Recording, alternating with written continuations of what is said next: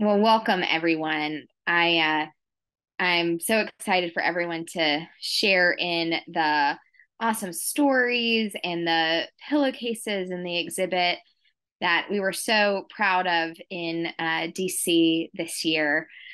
It was such an emotional experience being there and witnessing all of your all of your stories. And for those that weren't able to send it in or you're able to participate online, there was just so much love for the whole community, no matter what you participated in and what you didn't. It's just there your stories were definitely alive, and it was very, very beautiful and overwhelming. And so I'm glad that today that can live on and we can figure out the best ways to share this uh and continue to bring more awareness and advocacy and activism to this space. So I just want to thank you all for being here and just remind you that there's so much love for you. It is literally hard to say in words, but I hope that this exhibit shows some of that to you and reflects it back. Thank you again. Adrian, did you want to jump in and say another quick welcome? Yeah, hi everyone. Yeah, it's really exciting to see so many people here today. I know that Millions Missing is near and dear to all of our hearts, and we have so many memories from it. It's been what, 6 years since we started? Um, no, wait, my math is wrong. 7. Sorry. So anyway, I'll just go ahead and get started. I'm gonna share my screen with you in a second. Sorry. Um, so as Lori had mentioned, we wanted to create a home for the Millions Missing, a place where we could tell the story of our movement and celebrate all the work that we've done together. We're often seeing that the press uses photos from our demonstration on the Mall and in front of the White House. And those articles don't often talk about Millions Missing or even mention ME. So we wanted to create a place where we could tell the story associated with those images. And sorry, just to introduce myself, my name is Adrian. I mostly handle press for ME Action. So drum roll, I am going to share the site now.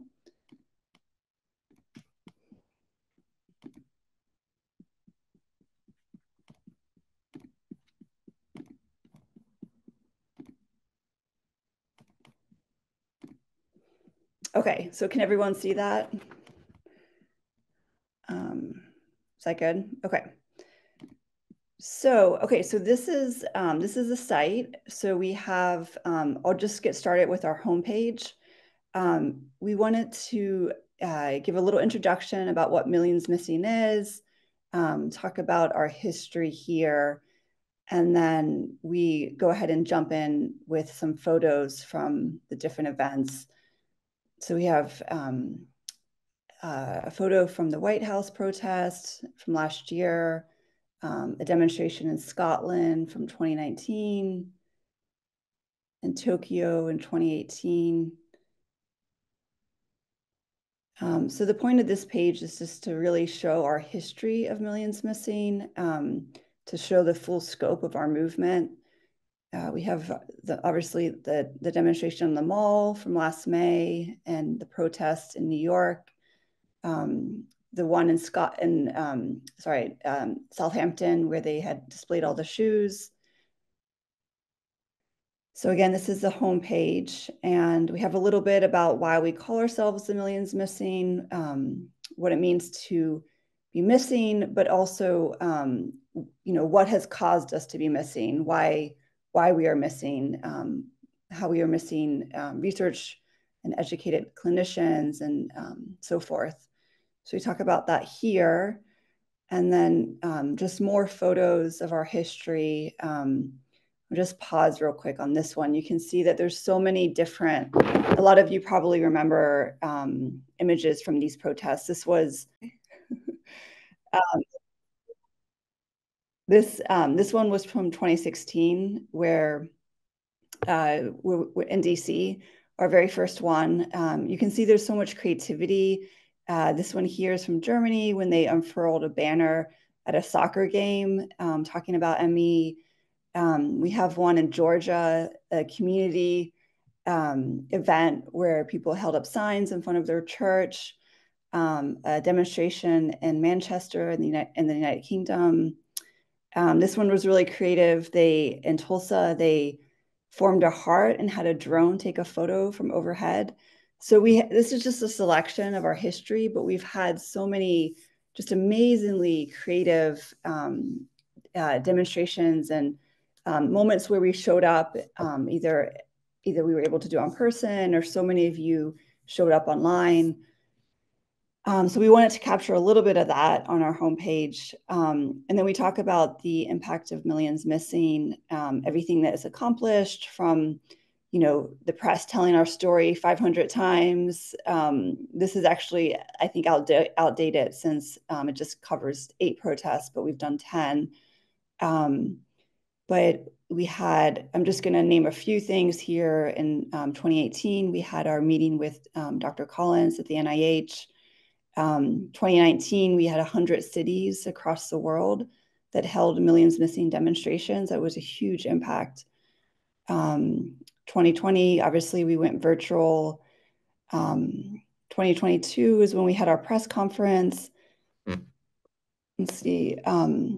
Just back to 2020, I forgot to mention we had our first virtual choir, which was really exciting and very moving. And we also had the UK had published I Got a Virus video talking about how people with ME had gotten a virus and never recovered, and were warning the world about ME, about long COVID, sorry.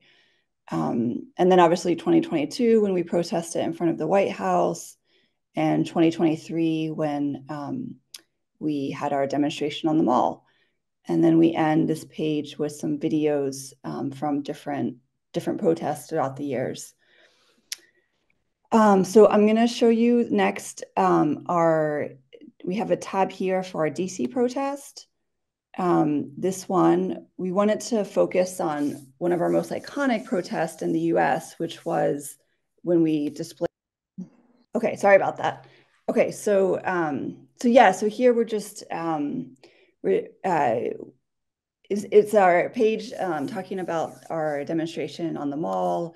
And we talk a little bit about what we did, how we put up 300 cots. And I'll go ahead and play this video for you. This is a little compilation video of the day, from the day.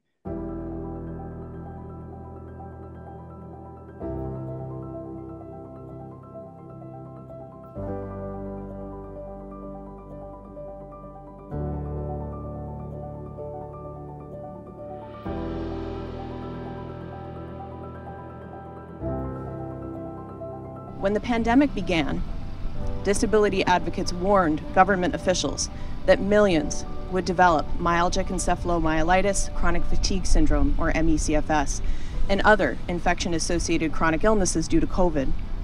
The message we received was that there was no proof viral infection would lead to ME/CFS this time, despite ME/CFS being triggered by not just viruses in general, but other coronaviruses, including MERS and SARS. We ignored the lessons of the past. Now, we are paying the price.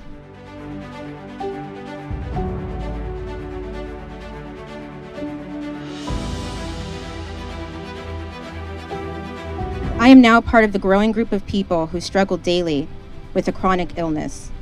According to CDC, 6 out of the 10 adults have a chronic illness in the US, so the probability is high that one of those cots that are part of this demonstration could very well represent your son, daughter, your spouse, or even you one day.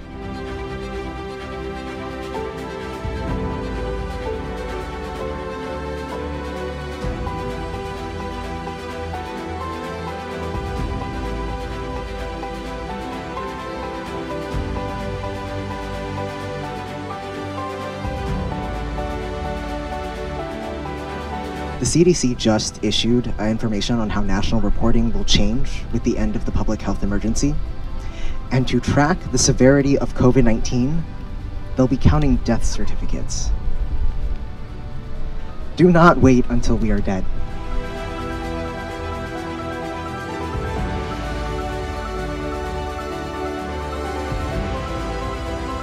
I was told by a doctor then that, quote, as a journalist, I know too much, suggesting I was creating a false reality of symptoms in my mind due to covering COVID. I was too brain fogged to even fight back against this assertion. How could I have fallen so far, so fast?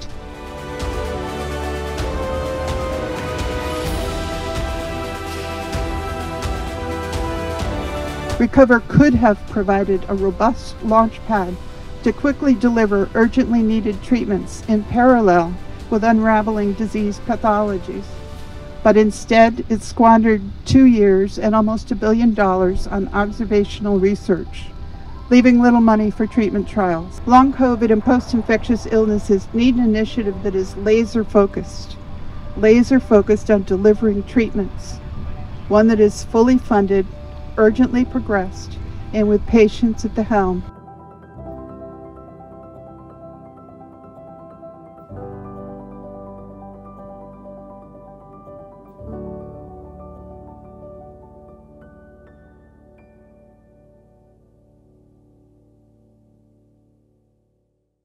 So then continuing down, we talk a little bit about, we have some photos from the pillowcases that were sent in, and a wonderful photo here of all the speakers that showed up and spoke on that day, and incredibly hot day in DC. So yeah, just some more photos to show what happened on that day. I'll keep going. And then down here, we have some videos, some clips from some of the speakers who spoke. And I'll just quickly show you our press tab, where we have the full videos from the speakers that day, as well as we list the demands that we're making for ME/CFS and long COVID. And then if you want, later you can take a look at some of these incredible speeches that were made that day in case you missed it. Okay, so I'm going to go ahead and turn it over to Holly, who's going to speak about the pillowcase gallery. Hi, everybody. I'm glad you're here. I'm so excited that I get to talk about our pillowcase gallery and help you share your stories. I'm going to share my screen to do that. Let me just get that set up real quick. What's so important about this is we come together to make this one big, iconic moment with video and photos that we can share. But that only truly comes together because we have all of these individual stories that come together to tell our story as a whole. And the pillowcases help us do that. So if you see at the beginning of the pillowcase gallery, we're going to have the ones that we have captions for first, and I'm going to close your eyes if you get dizzy. And beneath that, we have the ones you don't have, that we don't yet have captions for. And you can look at each of those and investigate them and go back. I picked a few from each category, and I am going to share those with you. So what you see here is the pillowcase with a caption. The pillowcase says Fund Clinical Trials. The caption says Long COVID replaced a life of work, caregiving, family time, and exploration with uninterrupted pain and sickness. Only effective treatments can restore my health, and only clinical trials can find effective treatments. Fund clinical trials. I know this is sent by a community member with long COVID. All right. And now do you see the one that says missing Carrie? Just want to make sure it's following through. Yes. Okay. All right. We've got a picture here of Carrie, and her caption says, when I developed long COVID and ME, I lost my life without dying. I aimed to hike the Compostelle in my 40s. Instead, I now grieve being housebound and struggle to take care of myself and my young child. From bed with my limited energy, I advocate for better research, clinical care, and supports for the millions missing so we may one day get back to our full lives we so desperately miss. And some of my favorites were the ones where just people wrote on the pillowcase, did the best they could. I know that we had one person who just ran out of energy and couldn't do it and sent in a partial pillowcase. And I mean, if that just represents us so well. But this one is from Amy, and the pillow says Emmy sufferer since, I want to say that's 2014, but it could be 2019. The caption says, I wanted to teach since I was 6 years old. I earned a history PhD on full scholarship from an elite university, but Emmy failed me a year later when I'd only taught a few classes in grad school. We had to read a book a day. Now I can't read at all. I lived car free for 15 years and biked everywhere. Now I don't leave the house. Next, we have Liz from Georgia. This is Liz's pillowcase, disabled with ME/CFS since 1991. The caption, I am 55 years old, single, never married, childless, and I live with my parents. This is not the life I had planned. 80% of my day is spent in bed. This is ME/CFS, still sick, still fighting. Gratitude to my ME Peep who created this pillowcase for me. For people with long COVID, you are not alone. Thank you, Liz. She's on the call today. And this pillowcase, beautiful with a rainbow. The caption reads, I got the worst illness of my life in 2011 and just never got better. I tried to just push through with every ounce of my being for years until I collapsed. I've been mostly bedridden since 2018. I am learning a new way of being, of stillness, of safety, of quiet reflection and peace. I could not do this without my ME community, who are my precious lifeline. I picked this one to share because, oh my gosh, I feel that one so hard. Do y'all feel that one so hard? I couldn't do this without y'all. I couldn't do this without the ME community. And I really like that this person referenced that they're finding a new way of being, because I think that we all have to get there as we continually grieve the losses. We also have to find a new way of being. So this was beautiful. And y'all, this is just one pillowcase among hundreds representing the stories. They're just so powerful. I'm just going to go through a couple more and then we'll look at some without captions. I had such a hard time picking which pillowcases to share because they're each so important, but that's what this site is for you to be able to go in and look at each pillowcase and just sit with it and see what moves you and share what moves you with other people. And it may move them. And it is just important to getting our story out there. So this one, it says, don't give up on me. Wow. How many of us have felt like that? And the caption says, since making this statement, I have so much more to contribute, has continued to echo in my mind. The world is missing out on all that we could do and be and give. We all miss out. And man, y'all, that's just so true. And then this really cool pillowcase had how it started at the top and then how it's going. When you have a chance, just go in and really take a good look at it. It says, this submission visually depicts the stark contrast of my niece's life before and after getting COVID-19. Long COVID can be devastating, even to a young person with no previous health conditions. I'm proud of the person that she was, but I'm also very proud of her survival one day at a time. I think that's wonderful that someone sent that in for their niece. This one, look at that, all color and brightness on the left and then black and white on the right. It says, we want our lives back. Man, y'all, don't we? We so do. The caption reads, so much has changed since I made this pillowcase 5 months ago. I gained an ME diagnosis and I have lost so much in return. I've lost the ability to care for myself, the ability to walk, the ability to leave my house as I please, and even the ability to return to work. Every time I try to adjust, ME finds something else to take for me. What will I lose next? Will I ever get my life back? Y'all, I mean, do you not just feel seen and heard and amongst your people when you go through these?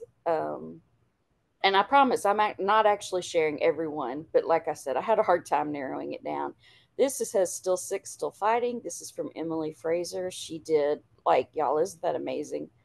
The talent in our community just never ceases to astound me. They shared, I'm a documentary filmmaker who developed mild ME in 2017 and became severe after likely COVID in 2020. The ME and long COVID communities have been a lifeline for me during these years of grieving, so I use this pillowcase as a meditation practice. What a great idea that is, y'all. Sending love and gratitude to a specific person in our community with each stitch. I also reserve stitches for the millions I don't know, but whose suffering is close to my heart. Y'all, that makes me want to go back and like make another pillowcase with that same process. Isn't that beautiful? And then I wanted to make sure we pointed this out. At the demonstration, we had a cot. We left the pillow empty with no pillowcase. We dedicated it to all that we've lost. We carry them with us. Those of us who've been in this community for a while or who are new here, I doubt there's one of us who doesn't have at least one loss that we carry in our hearts. And every action we take, every decision we make, we're holding them in our hearts and carrying them with us. And the sign here, says in loving memory of those we've lost. And it also quotes a song from Kara Jane Spencer, who has beautiful music. If you haven't checked it out, she passed away in January of this year. But her music is available pretty much everywhere and is streaming. So, take a listen if you haven't. All right, we're going to move into some of the ones that don't have captions. I wanted to make sure we pointed those out. Y'all, y'all are talented. This one, long COVID acronym, the pandemic has not ended for millions of people still sick.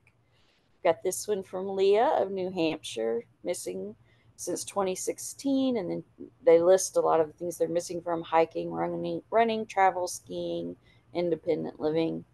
This one I picked out Sylvie, 2018, 14 years old when Sylvie got sick. And man, that reminder that, this affects children, teens, young adults, all ages, that, and just think of what you miss out on when this illness happens at that age. But think of how much life they have left, and if we can get change now, what that will do for these people who are still so young. And this is Jason. Has been sick since 2004 at age 11. And, as a mom, the kids always get me extra hard. So I wanted to make sure we included some of their stories in here. And then this one, oh my goodness, the talent, the red and white, the quilting. Joe, I'm sorry, I cannot read the whole thing. But isn't that just a beautiful pillowcase? And this one, I'd say hello, but I'm not here. Man, whew, I just love our community so much. Now, I want to make sure and point out this one. Look at every little knot. There is a knot for every day that they've been sick. Look at all of those knots on the pillowcases. And just think, if you put all of that together for all the days that we've all been sick, how enormous that would be. But the creativity, the talent, the just being real and open and vulnerable and sharing your stories. I'm pretty sure this is my last one. So, oh, no, sorry, I had one more. This one, again, just beautiful artwork. And I wish I could read the top because it's really was powerful when I read it. Estrangement from our essence and from ourselves and from others. And then just beautiful, the artwork where they're chained. And if you look at the bottom, that's the COVID virus that's chaining them down. It's just, powerful. You see somebody with an eye mask. You can see that their heart is there in their chest. And there's wording and writing around it. Okay, when I said one more, I meant a few more, obviously. this is again, the artwork, the amazingness. I am astounded. I finally, when I was picking these out last night, was like, no, just, you can't look at any more. You're picking out too many. This Still Sick, Still Fighting, my daughter, Noah Maria, 26 years old, ME/CFS since 2010. So, 1 year in bed, I deserve care. You do. We all do. And I won't go over this one. I picked this one out specifically because Jamie, who is on our call, made it. If she wanted to share anything about that today, that she can. But I think that is it. Let me stop sharing. There we go. I could sit and spend so much time with these pillowcases, and I hope that you're able to go in there and do that as well, because each is so powerful in its own way. And I see there's but it's all in the pillowcase gallery. So go look. If something moves you, share it on social. Chances are it's going to move somebody else too. You know, it is beautiful, and thank you all. I would just individually thank every single one of you for sharing that. And for those of you who are just too sick and couldn't do it, I get it. Lots of hugs. We're holding you. Your story is just as important. And we love you. And we're going to have so many more actions to come. And we hope that you can participate in one of those. But I'm going to just send this over to Jamie real quick in case she did want to talk about the 2 pillowcases that she sent in. Sure, I can say very quickly. Part of the reason that I drew mountains is because that used to be part of my life, is that I loved to go hiking, and I loved nature, and I really don't have the capacity to do those kinds of things anymore. And I wrote in loving memory because of all of the people that we've lost. I think that one of the misconceptions about this disease is that you can't die from it. We all know people that we've loved and lost in this community who have had ME, and perhaps they died of complications rather than direct neurological damage, but we know that their lives were cut short. The second pillowcase that I made that you guys probably haven't seen is made up of multiple different yarn threads in abstract circles, showing the way that infection-associated chronic illnesses are all intrinsically intertwined, and we rise and fall together. That's it from me. Thank you, guys.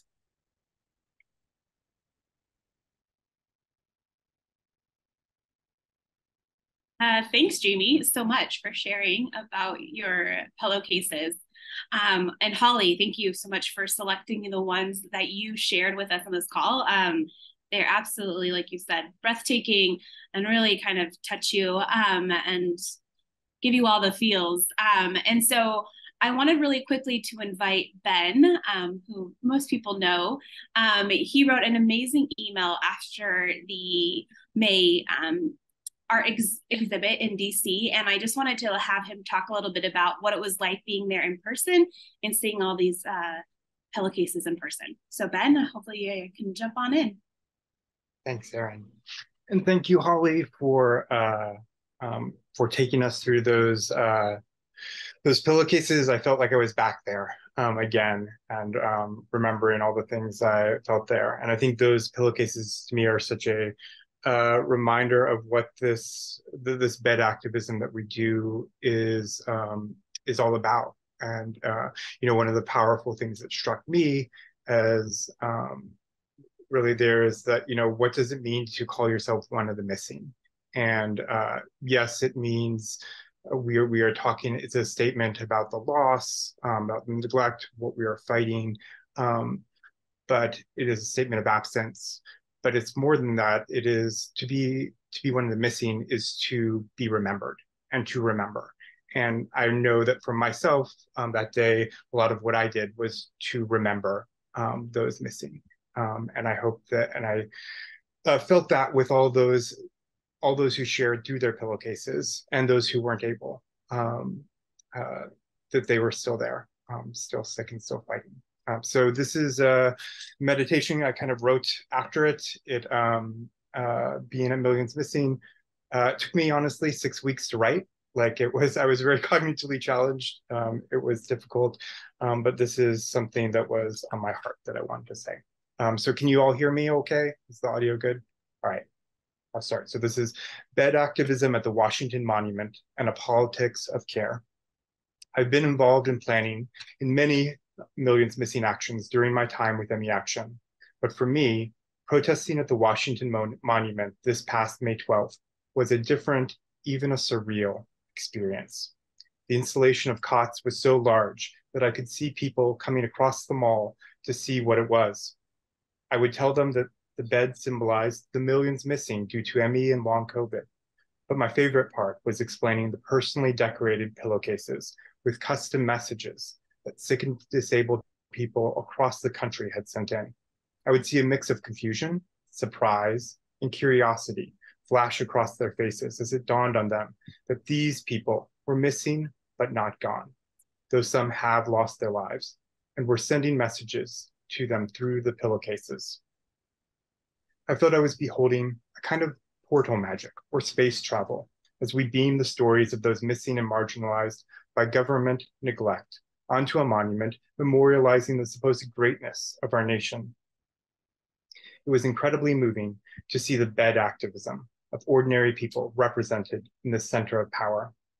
I remember a couple coming up to me late in the afternoon, telling me they wanted to get a picture of a specific pillowcase that their sick friend in Alabama had sent in to be part of the demonstration, and how proud and how grateful I felt to bear witness to these moments of connection and to be exploring together new forms of creative disabled resistance and world making.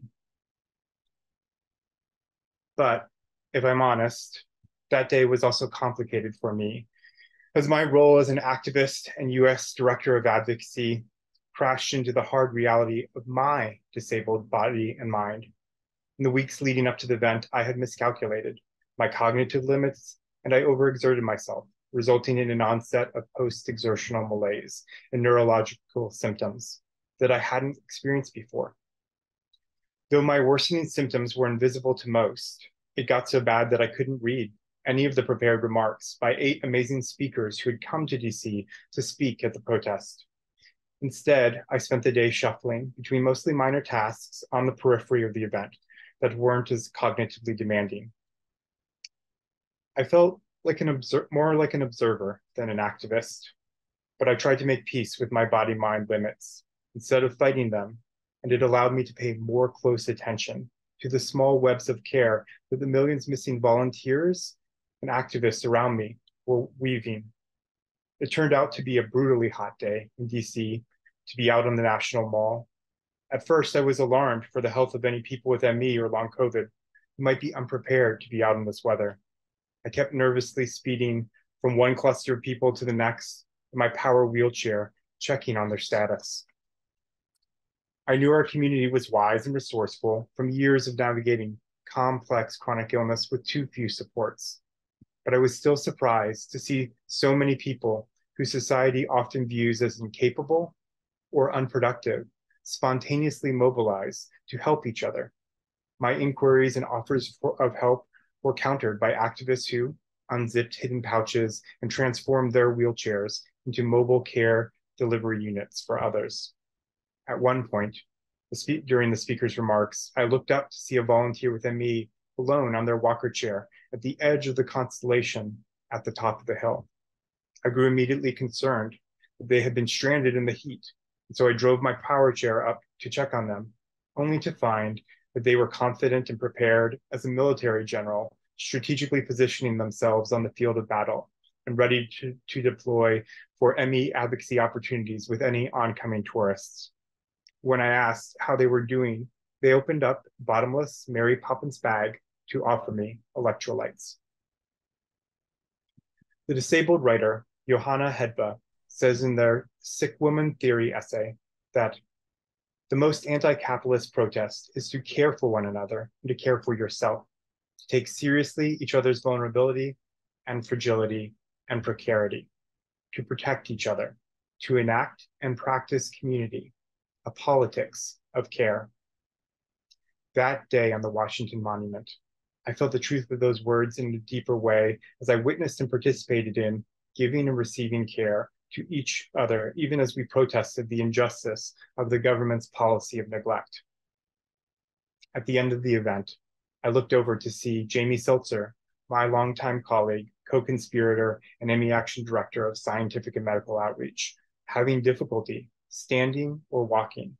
She had just given an impassioned speech at Millions Missing, and I was grateful for the way she had privately supported me as I was struggling with new cognitive symptoms. This was the moment I knew I had been saving my energy spoons for all day, and I was grateful to be able to spend them on a friend. I pulled out my collapsible cane from under my seat and slipped out of my power wheelchair so Jamie could take my place. I walked alongside her across the lawn and back to the street where she could get transportation back to our hotel. It was moments like these from Millions Missing that most impacted me, when as a community we practiced our collective activism together, some on site and others remotely across long distances, where we intermingled our public advocacy with our private care. However each of us showed up that day, we knew that we were not alone. Yes, we are still sick, still fighting, but we would do it the only way we knew how, together. Thank you. Adrian?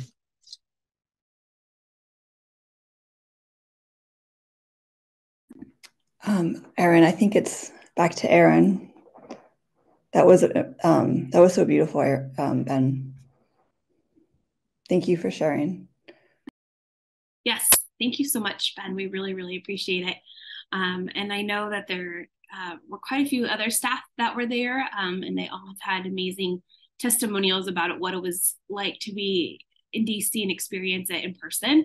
And I know that we have quite a few volunteers and speakers, so we really do want to hear from you what it was like, and we would love to add it to this site. So if you are on this call and were there in person, please let us know.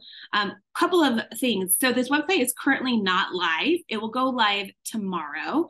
So you're getting a preview, a little taste, but it will go live tomorrow. And then you can share it widely with the community and your friends and your family. And in a little bit, Adrian and Holly will talk a little bit about how best to utilize this website. But I just want to let you know, it's currently not live. But you will be getting an email tomorrow with the link to the page when it is available for the public to see.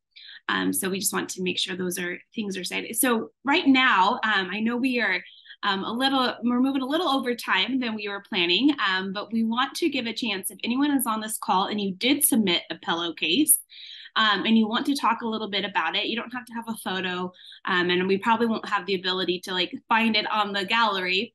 But if you just want to talk a little bit about why you made your pillow, what story you added to it, if you just maybe, we will take it out of speaker view. If you want to pop up your hand or raise your hand using the Zoom thing, we will call on you and we can have you share a little bit about your story.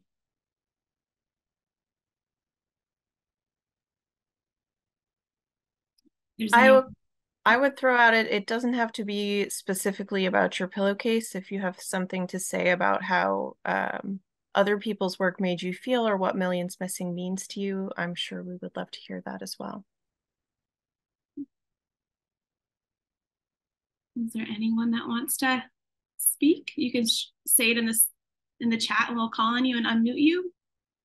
I'll just, Erin, one thing I'd just like to share that I don't think Whitney is here, but I do just want to specifically also call out, as you mentioned, the many other volunteers who helped contribute to this. I know there were volunteers the night before helping set things up and others who came during. And one of the things that really impacted me also was to see some of our volunteers and leaders like Whitney make choices to not actually be at the specific event because she wasn't able to be through the entire thing and see all the speakers or the things, but she came and picked up the pillowcases later to store and collect them. And so the ways, to me, it was impactful, the ways people use their spoons. And they could only do one or two things, but they did something that was helpful to the entire group. And I saw so many people doing that day. And that really just reinforced to me what everybody was giving. So I just want to call that out. Wonderful. Thank you for sharing. Yeah. Okay. So I think I saw a I can from Erica Hayes, and I'm assuming that means you're willing to speak in the chat. Yeah, it does. Can you hear me? Yes. Okay. Yeah, I sent in a pillowcase. I'm Erica. I'm from 2020 COVID infection. Although, you know, once you get sick with this and you look back on your life, you're kind of like, oh, that explains a lot. But I really appreciated being able to send in my pillowcase and just share that, you know, I'm here even though I can't be there. I had just gone through my first period of being bedbound, and so it just meant a lot to me. And I'm an emotional mess, but after seeing the pillows and listening to Ben and all of you guys, but just thank you guys so much. You know, I can't even explain how much it means to those of us that like want to be fighting and can't, and you guys put us front and center, and it just means a lot. So thank you guys so much. Wonderful. Thank you so much for sharing. I can say something regarding Ben's speech, which makes me tear up every single time he gives it, because I was in sincere medical distress after giving that speech and lying out in the hot sun. And I'm very used to being in situations like that and not really having anybody who knows what's going on or how to help. People tend to overreact or underreact. And being surrounded by people with ME and people who are caregivers for people with ME was such a unique and wonderful experience that despite being an advocate since 2016, I really hadn't experienced before quite in that way. There I was lying out in the grass, felt like million-degree heat. One person came and held an umbrella over my head to block the sun. Someone who is able-bodied, I believe, ran to get water.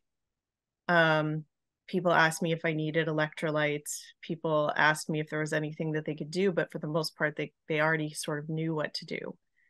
And then, yes, Ben transported me back in his motorized wheelchair, which I had no idea how to handle, and I was just expecting it to fling me off into the distance at any moment. So feeling very cared for in that moment reminds me why when we are able, it is important to do these things in person when it's possible. And when it's not possible, it's important that we have calls like this where we can hear and share these stories of connection and care. Thank you. Thank you so much, Jamie. I see in the chat, Jesse is willing to share a little bit. So I think this will be our last share before we have Adrienne and Holly share about how to do that. So Jesse, if you want to pop up and start talking. Can you hear me? Yes. Hi. Hi everyone. Yeah, I was able to send in a pillowcase, but it somehow it wasn't displayed. It somehow got lost, but I messaged ME Action, and so apparently I think it'll be available virtually starting tomorrow. Yeah, I just want to say I'm 43. I've been sick since I was 15 years old, and so being able to send in the pillowcase was really cathartic for me, because being sick for so long, I've had so many times where I basically have, gaslit myself, like, oh, maybe you're not disabled. Go out and try to do something, crash. Everyone here, I think, can, relate to that cycle. But it made it feel very real for me. Like we are doing something akin to the AIDS quilt, demonstrations, right?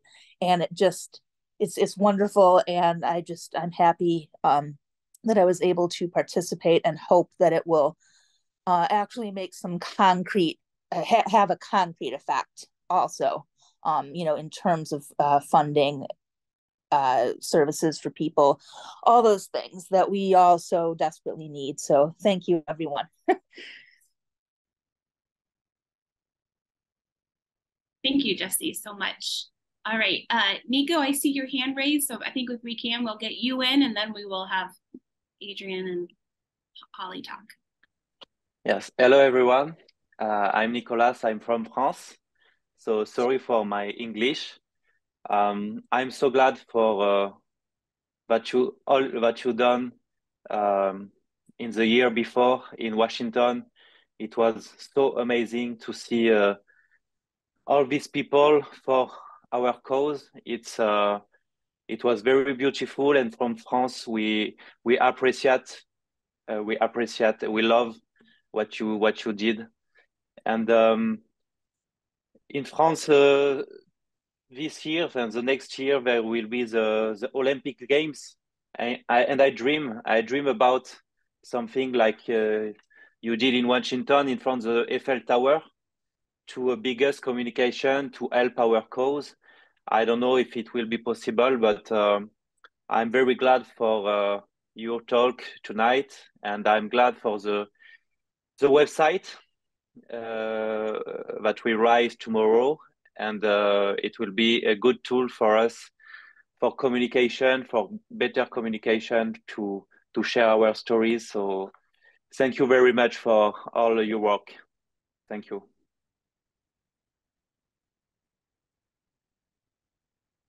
Thank you so much, Nico. Yeah, I mean, I think the COP presentation was kind of given to us as an idea from a group in Germany. So feel free to continue to use this type of idea in other places. It is really a wonderful imagery that we have found to be very impactful. And the pillowcases that were able to make sure everyone's individual stories were also a part of it. And so I will just quickly let you guys all know that we are still working on plans for Millions Missing 2024. My goodness. And so pay attention as we have information about what that will look like and how everyone can participate, both in the United States and globally. So I'm going to hand it over to Adrian and Holly, and they can talk about how maybe best to use this site once it goes live tomorrow, so that we can get the attention and awareness we deserve. Thanks, Erin. Yeah, so I mean, something that's really important about Millions Missing is we have the event, but those images are so powerful and continue to live on social and in the press. So a few items that we would love for you to do is, if you did send a pillowcase to DC or made one at home, we would love for you to reshare it on social and link out to the site and tag ME Action. We are going to be sending out a press release tomorrow. And so for the press to see those pillowcases popping up again, I think would be really powerful, as well as for the rest of the world, again, to see the movement. So that's one thing you can do, share your pillowcase on social media. Another item is to share the site on, just to share, link out to the site on social media and talk about what Millions Missing has meant to you. You could pick a pillowcase from the site and share it if it's impacted you, or you could share a photo of yourself from a Millions Missing demonstration, or with wearing a t-shirt, or you could pick one of the speeches that resonated with you.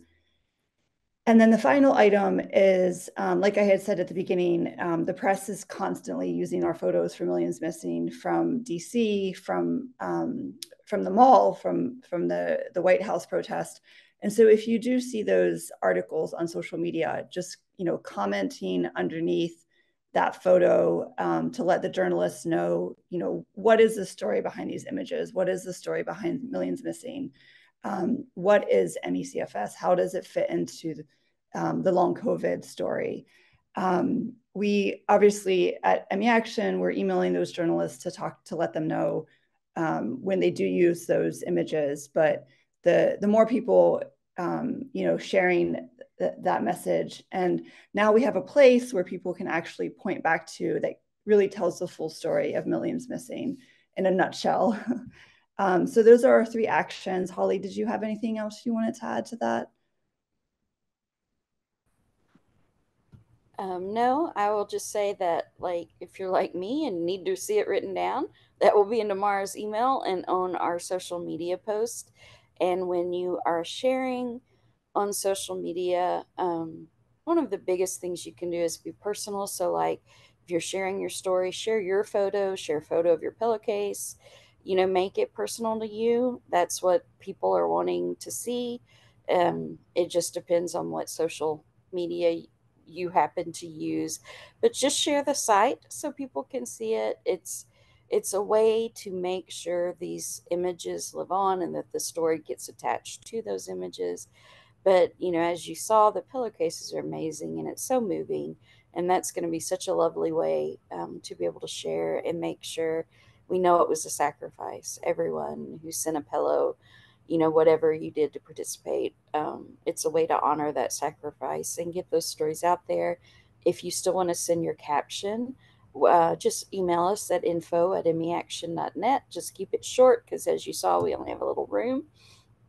But just share your stories. When you see people talk about something relevant, bring it in, add your story. That's what social media is there for us to have conversations. And it has been a wonderful tool for us. And I know for so many people within me, it's a wonderful tool for us to be able to go outside of our bedrooms and visit and be together and share our stories. And we really appreciate it. And I can't wait for you all to get to go through and see everything.